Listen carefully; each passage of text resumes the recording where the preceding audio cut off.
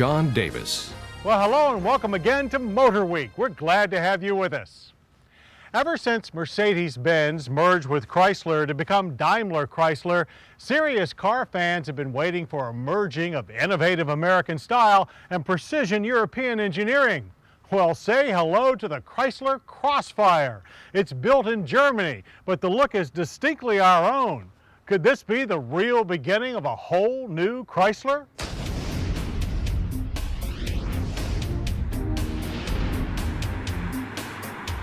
The 2004 Chrysler Crossfire is certainly like no Chrysler before it. It may be German-built with mostly European components, but just about everything you see outside proudly says, "I'm an American." The immigrant Crossfire wears a rakish body that sprang almost intact from a show-stopping concept car, part slick two-seat sports coupe and part vintage American hot rod. The wide grille with its winged Chrysler badge is flanked by 4 tubular projector headlights, while the long hood with its raised center spine and 6 character grooves spreads out into tall, sharp fenders. The fenders nip at the top of the tall tires and sweep along the tops of tall doors, which feature an additional character line that merges into the rear fender.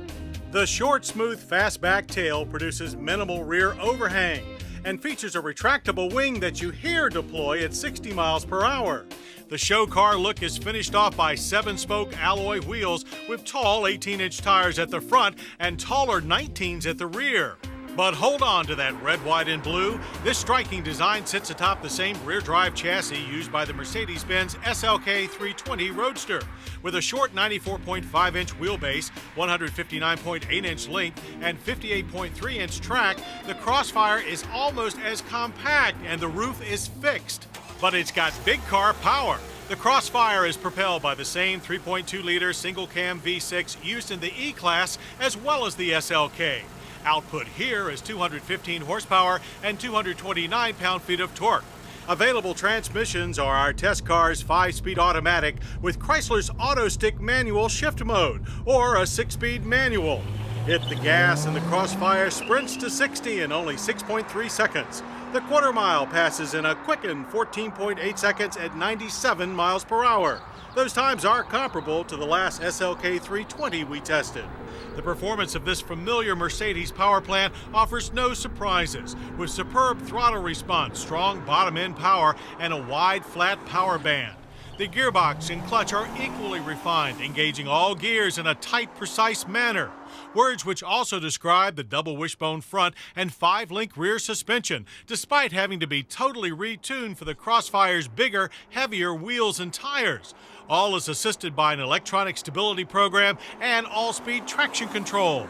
Taken as a whole, the Crossfire is sure-footed and felt superior to the SLK in grip and stability. The Crossfire's hardtop body is certainly stiffer, and you feel it in every turn. Our only handling complaint is steering response. The power ball-type unit feels sluggish and disconnected, traits we recall from the SLK but are harder to forgive here. Braking is by powerful 4-wheel disc with ABS and brake assist. From 60, they delivered a short average stopping distance of 118 feet. But the pedal is soft at first stab, followed by strong ABS pulsing, also SLK traits. The front tires also had a tendency to follow grooves in our track, so a firm hand on the wheel was required. The driving experience off-track is first-rate. The Crossfire feels German solid and, like a Mercedes, won't ever beat you up. And despite never really seeing anyone out the small rear window, this handsome 2-seater will protect you with tire pressure monitoring and front and side impact airbags. It is one very refined Chrysler. That refinement easily carries over to the cockpit. Designers have done an admirable job of giving the interior the same American taste as the exterior. But even the big Chrysler steering wheel can't hide the total use of Mercedes switchgear. Still, that's nothing to complain about. Entry is a bit tight thanks to the low roofline, and headroom is minimal for those over 6 feet tall. But the leather-wrapped bucket seats are very supportive, boasting 8-way power adjustments for the driver and heat.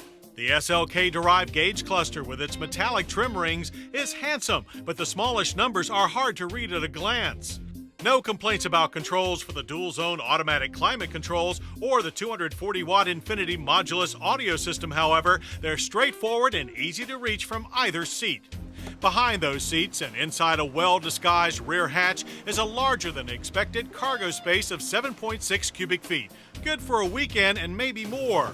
Price numbers, however, are smaller than expected. A Crossfire with the 6-speed manual carries a base price of $34,495.